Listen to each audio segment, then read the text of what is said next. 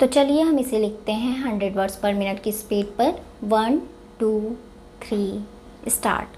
The question of interpretation of section 24 of the right to fair compensation and transparency in land acquisition, rehabilitation and resettlement act 2013 has been referred to a 5-judge constitution bench of Supreme Court. Stop para.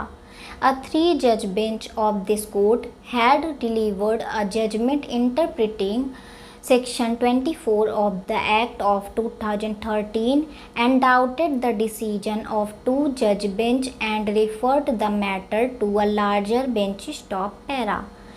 It was also urged that the Supreme Court is also bound to prevent the abuse of process of law. Stop. The cases which have been concluded are being revived. Stop.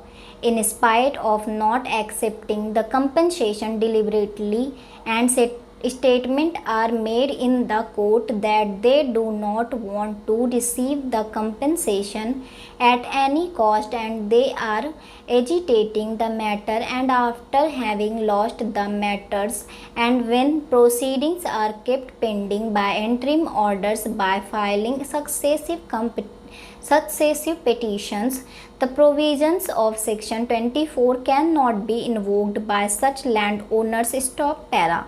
There is already a reference made as to the applicability of Section 24 in the special leave petition. Stop.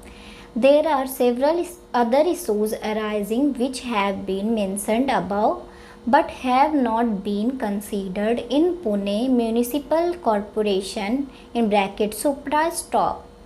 Thus, here is a case where the matter should be considered by a larger bench. Stop.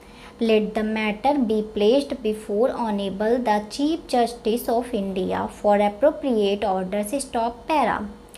In Indore Development Authority versus Sailendra dead through LRS and others Supra, the bench has decided the matter, and the view taken is that in Pune Municipal Corporation (Supra), the court did not consider several aspects as to the interpretation of Section 24 of the Act of 2013. Stop.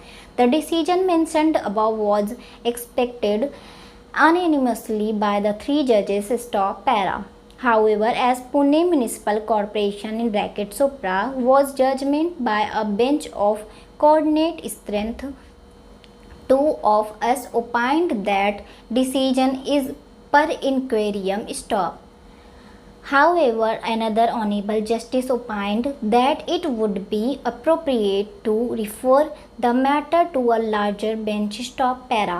Once the amount of compensation has been unconditionally tendered, and if it is refused, then that would amount to payment and the obligation under Section 31(1) stands discharged. Stop.